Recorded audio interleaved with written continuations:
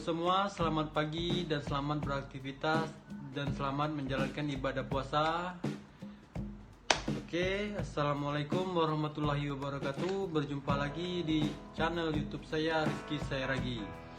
Nah, pada kesempatan kali ini saya akan melanjutkan pembahasan tentang proses breeding ikan cupang, yang dimana kemarin saya telah mengupload video di channel YouTube saya di bagian pertama tentang proses awal dan hal-hal apa saja yang perlu kita perhatikan dalam melakukan proses breeding ikan cupang.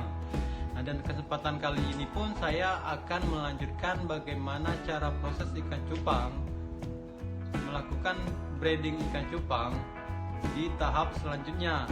Jadi di sini di channel kali ini saya akan melanjutkan dari kelanjutan video-video di channel YouTube saya kemarin. Nah, sebelum kita lanjut ke video, alangkah baiknya buat teman-teman yang sudah menonton dan menyaksikan channel YouTube saya, itu jangan lupa di like, komen, dan subscribe-nya. Karena subscribe gratis dan tidak dipungut biaya bagi yang mau melakukan, bagi yang sudah menonton. Apabila di channel ini menarik buat teman-teman, baik untuk dilakukan, maka ada baiknya kita di sini bisa saling membantu dan saling support. Nah, jadi yang bisa saya sampaikan kali ini di video part 2 yaitu tentang pembahasan kelanjutan dari proses breeding ikan cupang. Oke, di sini setelah semua persiapan awal kita lakukan, dari persiapan tempat pemijahan, dari proses penyiapan air, dari proses penyiapan calon indukan baik betina maupun indukan jantan. Nah, tahap selanjutnya adalah di sini saya melakukan itu peletakan atau memasukkan calon indukan jantan atau male-nya ke dalam wadah pemijahan. Nah, yang saya lakukan ialah seperti ini. Proses yang untuk sebelum melakukan proses breeding adalah proses masukkan atau proses penjodohan. Nah, di sini kita masuk ke tahap selanjutnya, itu proses penjodohan antara indukan jantan dan indukan betina. Nah, di sini saya akan memasukkan indukan jantan saya untuk dilakukannya proses breeding atau proses penjodohan, dan ini akan saya masukkan ke wadah pemijahan.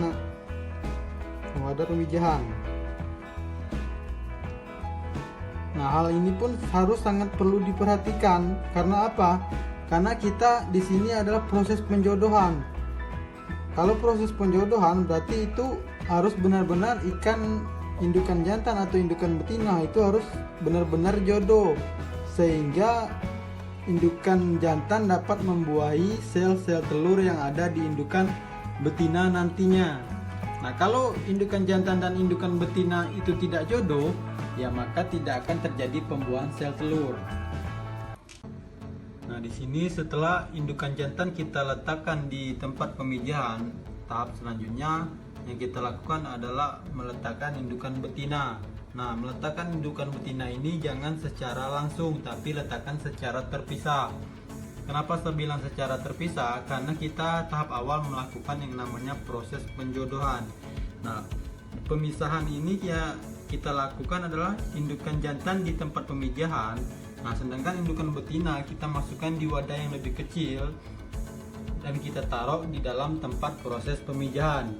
Dan jadi hal tersebut harus benar-benar diperhatikan. Jangan sampai hal tersebut dapat merugikan kita dalam melakukan proses breeding ikan cupang.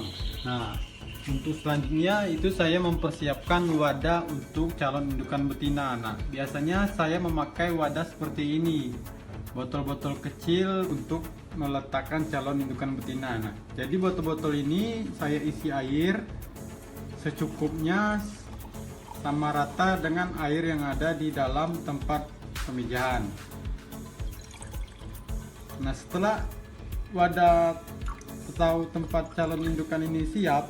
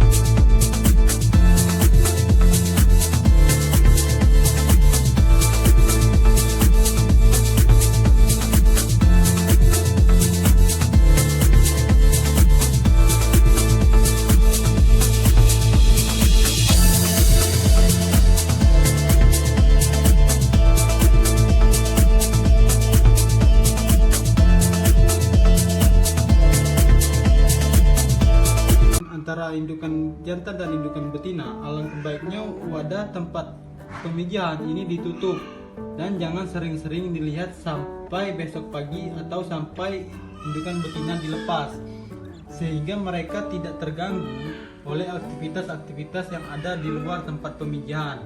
Nah, proses ini pun bisa membuat perjodohan itu terjadi dengan lancar dan terjadi dengan baik. Nah, inilah contoh-contoh calon indukan yang benar-benar siap untuk dilakukan proses pemijahan, benar-benar matang untuk dilakukan proses breeding. Nah, rata-rata indukan saya ini memang rata-rata benar-benar siap untuk melakukan proses breeding. Nah, inilah wadah pemijahan setelah penyatuan indukan atau proses perjodohan. Wadah alangkah baiknya kita tutup dan jangan sering-sering dilihat sampai waktunya tiba di esok hari.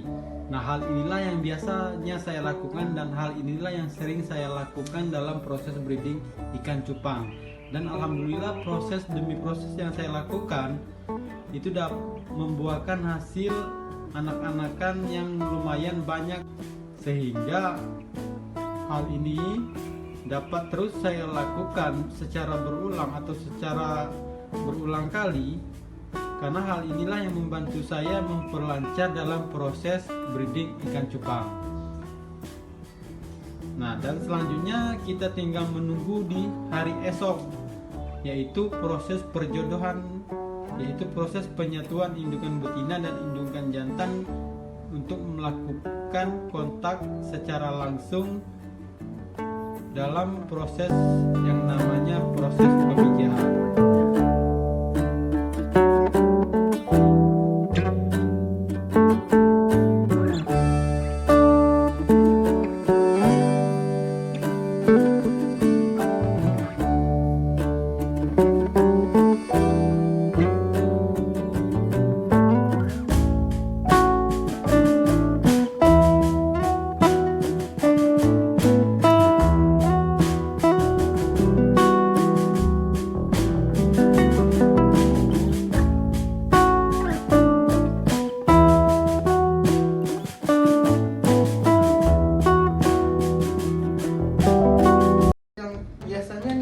Baru-baru melakukan proses pemijahan kan penasaran nih, udah dicampur ikannya, udah disatuin, kadang kan 5 menit sekali diintip, 2 menit sekali dilihat, atau 1 jam sekali dilihat. Nah, itu diusahakan jangan dilakukan lagi seperti itu. Nah, karena itulah salah satu faktor yang membuat kegagalan dalam proses melakukan breeding ikan cupang.